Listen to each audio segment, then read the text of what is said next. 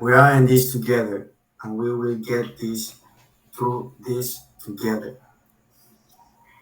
Antonio Guterres, Secretary General of the United Nations. At this point, we all know what COVID 19 really is, a virus from SARS-CoV-2 that came in December of 2019, affecting worldwide as a pandemic. A virus that during this time has killed millions of people and, and left health problems to those got illness almost a year now, and we have experienced many changes, implying economy, psychology, and uses of new implements of biosecurity. As everybody knows, COVID 19 has critically hit the world economy. Globally, more than 15% of young people who worked before COVID 19 had lost their jobs and other sources of income. Businesses has shut down their factories and others downsizes the office. Depending on how each government reacts in response to this economic downturn may contribute to how fast economies recover. In this time, we will demonstrate what sectors have been negatively affected during the pandemic and what sectors have seen exponential growth and what can governments implement to spark an economic recovery. The three things that saw the most change during pandemia are the traveling sector and tourism, the healthcare industry and pharmaceutical companies, and the technology industry. Economies all around the world have suffered a serious downfall. Not only this, but experts say it will take years for us to see the numbers we had pre pandemia. Talking more about society, the travel industry was the one to take the big hit, as it was completely stopped for a few weeks or months. Tourism saw a big downfall as a consequence in the decline of the travel industry. Without the income from tourism, especially on very visited touristic countries, their economic stability was altered, turning unstable and producing much less money. Opposing this, pharmaceutical companies saw an exponential increase as the world seeked medicines for treatments and the invention of new vaccines in hope to end this recession caused by the pandemic. Other industries, like the tech industry, saw an even bigger spike caused by one single element, that is, innovation. This pandemic forces us to change, and technology has helped businesses, financial institutions, governments, and education institutions to make everything more accessible. And by connecting people um, to media and keeping it safety. The best approach to fight this pandemic is using economics to our favor and make new policies and regulations to help struggling economies to spark an economic recovery. The first solution to our list is spend first and save later. In the financial crisis of 2007, the government in the EU didn't want to spend so much, so the economic recovery was slow. Now governments should take a lot of debt and print out a lot of money to pay the debt off. The second one is embrace innovation. As you can see, innovation is what has helped us throughout this lockdown and now can help us throughout the recovery too.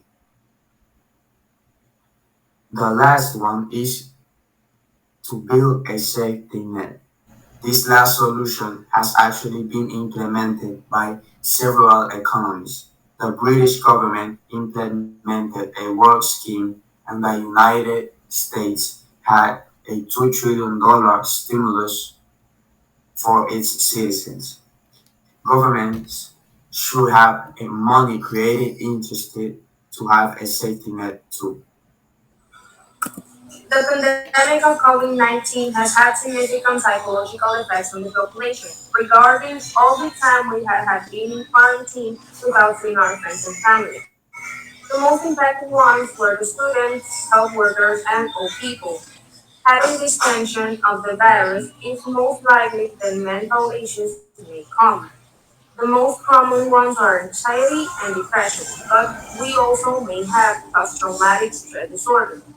Everyone has had to follow directions to stop the spread of the virus, so social distance has affected relationships. By this isolation, mental health levels of alcohol have been increased and insomnia also. People with pre-existing mental, neurological, or substance use disorders are also vulnerable to SARS-CoV-2 infection.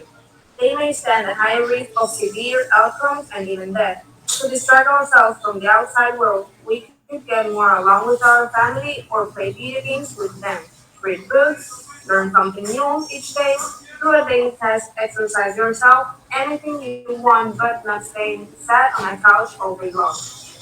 These are some things we should watch out during the year of the pandemic that has passed already.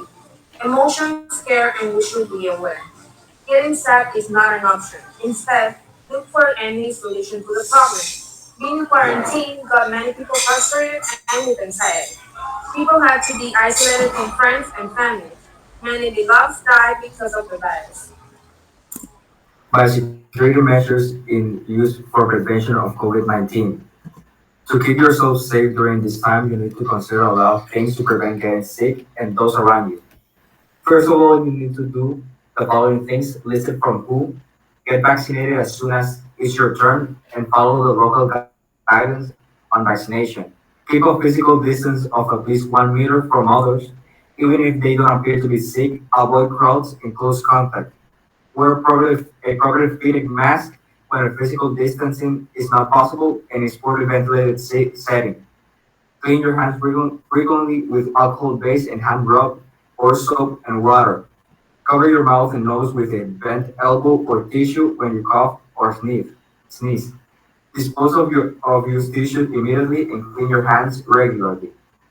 If you develop symptoms or test positive for COVID-19, self-isolate until you recover. Make your environment safe. The risk of contracting COVID-19 is higher in crowded and poorly ventilated spaces, where infected people gather for long periods of time. According to reports, outbreaks have occurred in places where people gather, usually in crowded indoors environment, where they are talking loudly, yelling, short of breath, or singing, such as restaurants, chore exercises, fitness, fitness classes, nightclubs, offices, and places of worship. If you feel unwell, here's what you need to do. Know all the symptoms of COVID-19. These most common symptoms of COVID-19 are fever, dry cough, tiredness, and loss of taste or smell.